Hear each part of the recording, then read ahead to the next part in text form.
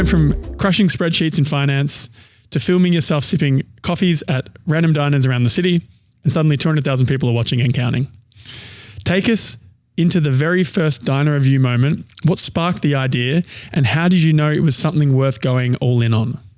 Okay, yeah. So I guess we'll start from so for those of you who don't know me, my name is Garrett from Goldies. I am a content creator here in New York City, mainly around lifestyle, and have been doing a bit of food these last few months, and it's kind of taken the game to the next level. I do a series called Diners, Diners, and Diners on Instagram and TikTok, where I review diners. And how it all started actually was an accident. I didn't mean to do it, like many things in life. And that's part of we can talk about the creative process later, but I had gotten back from a trip, and you know, when you get back from a trip and you don't unpack your suitcase, Adam, how long do you let your suitcase sit on your floor for? I'm better these days, so I like to get it done the first day. Yeah. So unless I'm busy, and then it just sits there for weeks. This is the problem. It was I was on day 3 or 4. I had not unpacked my suitcase. I had not stocked up my fridge. So for like 3 days, I was eating out breakfast at these diners around town, like maybe 2 or 3 in a row. And on the 3rd or 4th one, I was like, so I'm a creator on TikTok. I'm part of the Creator Fund, where if you, for those of you who don't know, a Creator Fund video, if you make a video that's 1 minute long, and you can always tell this, by the way, if you see your favorite creators make it like 1 minute and 1 second long, that means it's monetized. So if you can make a 60-second video, 61-second video, you can get paid for your experience. So I was eating at like 3 diners in a row, and I was like, you know what? If I could just figure out a way to make this experience at 1 minute, I could eat my breakfast for free, because I could get like $20 from the Creator Fund. And so now this is part of the artist's way of living your life and filling your soul up. So there was a couple things going on. I knew that as a creator, I wanted to move into more series-based stuff. I knew that I needed to eat breakfast every day. And so I did this thing, and I had to name it. I had to call it something. And I was riffing on Guy Fieri has a program called Diners, Drive-Ins, and Dives. And one of my favorite sports podcasts is a podcast called Pardon My Take, which takes 2 ESPN programs, Pardon the Interruption and First Take, and merges them together. And they called it Pardon My Take. And there's this whole thing with ESPN. They didn't want them to use that name, but it doesn't matter because you can riff on a name. So I thought it would be funny to riff on Diners, Drive-Ins, and Dives. But instead, I just called it Diners, Diners, and Diners because it'd be funny. Yeah. So that's how it all came about. And I knew right away that it was going to be a hit. Like the first episode, it was amazing. So how did you know that it was going to be a hit? What did the market tells you what they like and what they don't. So what did you look for? Like views and engagement. Okay. So when you make a piece of content in a series format, so there's a bunch of things that go into that, by the way, of like how to structure it. So I do a voiceover style, and it's evolved significantly since the first episode. But the crux of it is you go to a diner, you talk about your experience, talk about the vibes there, talk about the coffee, and you kind of get into the nitty gritty of a breakfast experience. And now, in order to keep it fresh, I talk about what books I'm reading. I might say I went on a date last night, and it's kind of evolved into, yes, you're talking about a diner, but in the same sense, do you remember, in the girls' makeup space, you do the get ready with me's with your makeup. For the guy, like, we're like, how could you be interested in this? Because it's not about the makeup. It's about the girl and her experience. In the same sense, people go like, why do so many people watch this thing about diners? Because it's not about the diner. It's just the medium through which for me to talk about things that I'm interested in. So yeah, I'm going to say they make great coffee, but then I'm going to talk to the owner and say, how long have you been in business? And what about this phenomenal burger that you guys make? Or let me tell you about this book I'm reading, or this author, or this artist. And so it's like, come for the diner, stay for the guy. And you're the guy. I am the guy, yeah. I'm the guy. So let's talk about the series-based approach to content, because this is something I've noticed popping up a lot more lately. What made you... Oh, that's going to cook it. So we had a minor user error. Okay, there we go. Sorry, I wanted to sit up a little bit. Yeah, sit up, yeah. So that is... the series-based content is Very good stuff. Well, there's a couple of reasons for that, by the way. I think that it does a really good job of encapsulating for the viewer on the other side, like what you're about to get into. I think, you know, and I try to avoid doing this, but I think you can't. And it's like the formulaic approach to making content. If you like distill it down, if you look at anybody's videos that do well, there are like reasons for that. And, for diners, there's a couple things like I would say like a Portnoy with the pizza reviews. There's infinite pizza places to go to. Yeah. There is essentially infinite diners to go to in New York City. Like you could do it for years. Yeah. So have you figured out how many diners there are in New York City?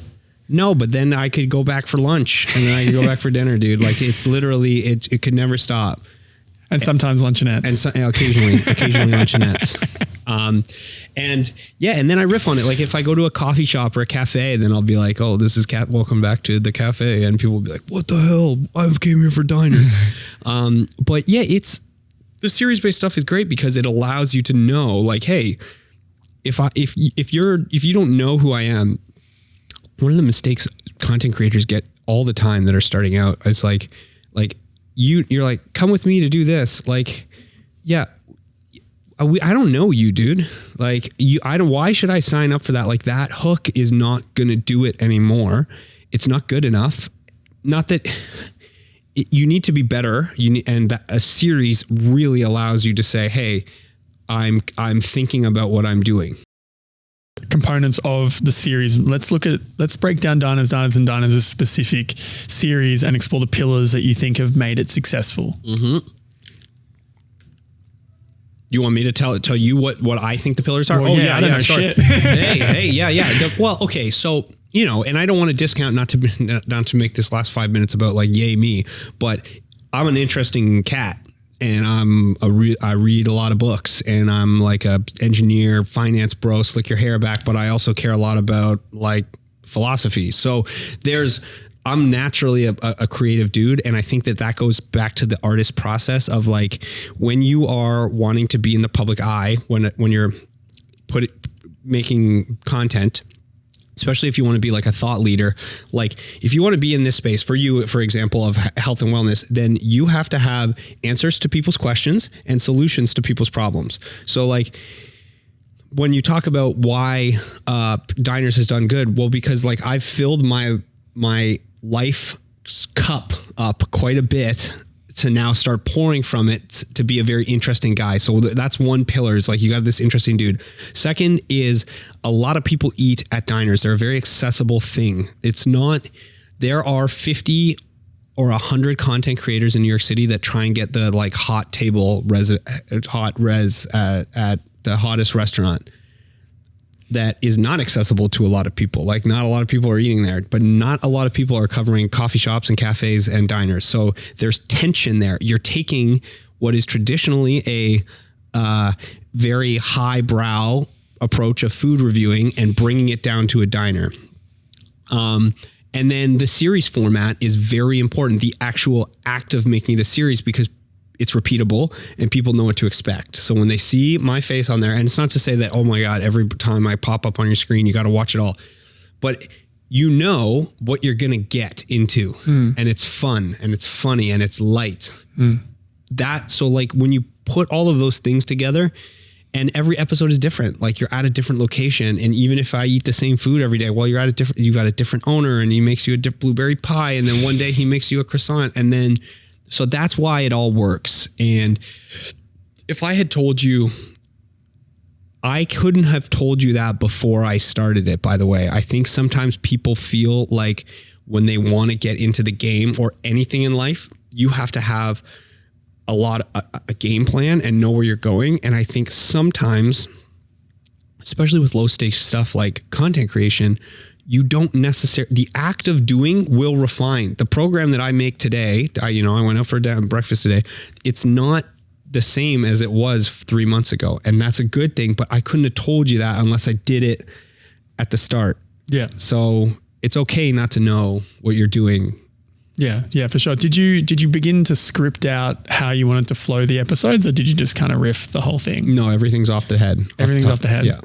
Very interesting head. Yeah, nothing scripted. Great. So not at all, not even like a written down segment style thing. So No, I dome it every time, buddy. so good. Yeah. I mean, that in itself is a skill that takes time to develop. Yeah. It's not an easy thing to just kind of riff and rant and say things that actually resonate with people for a minute long. Yeah. Well, goes back to filling your cup of living, of not, when you talk about what makes people really interesting, it rarely is that, all he does is eat it. Like I said, it's not about diners, bro. Like it's all jokes and bits, and that's what people like about it. Yeah. I've noticed with the B-roll you do you just have your kind of phone sitting? Yeah. Okay. So that's another, I mean, if we want to keep this content focused, is like one of the classic mistakes or gaffes that new people fall into is they overfilm. Because if you overfilm, then you have to over edit, and that is a dangerous game. Remember, if you're making an episode that's 60 seconds long, that is 23 second clips. 23 second clips. So 1, 2, 3, 1, 2, 3, little clip of me eating, little clip of this. And you only need to do that 20 times. If you're there for an hour, 20 little 3-second clips, that's all you need. So do you generally try and film, say, double that just in case, or? You know, it's funny when you get into it, it's not really about the visuals. It's about the voiceover. It's about the storyline. Yeah. Yeah. The Eggcam 3000. Well, that's crazy. That's so funny. That's such a bit. Man. So ridiculous. So for those of you at home, you might not know, I get my eggs over easy every time. And I like to, it's kind of sexual, but it's like I basically pop my egg onto my toast in extreme slow motion with the Ferris Bueller Day Off. I mean, it actually sounds insane when I'm saying it out loud like so this. Funny. But yeah, I put like like extreme slow-mo and pop my egg on my toast every day. And I'm not even kidding. Like there are days when sometimes I'll get not eggs, like I'll get pancakes and people will be like, yo, where the fuck's the egg cam? you know, like, you don't understand, man. Like I wait for the egg cam, and like, you didn't give it to me today, and that's not cool, dude. Or like some days like 3 or 4 days I had like a bad pop, and people would be like, dude, what are we doing here? Like, we got to focus, you know, you can't be fucking around with this. Like, some serious business. Oh, that means you've got people that are invested in you. Well, I think that also for content creators, of one of the things that doing and I would say the same thing about the Get Ready With Me content, is like the discipline of doing something every day is very important. 1, for skill building, and 2, for audience engagement. Like if you're just kind of being like willy-nilly with it, like, oh, maybe one day I'll go to a diner. Like, you don't understand, bro. I go to a diner and then I make a fucking video. That is your job. If you want to take this seriously, that is what you have to fucking do. If you don't, then don't try and play this game, because I'm willing to do it.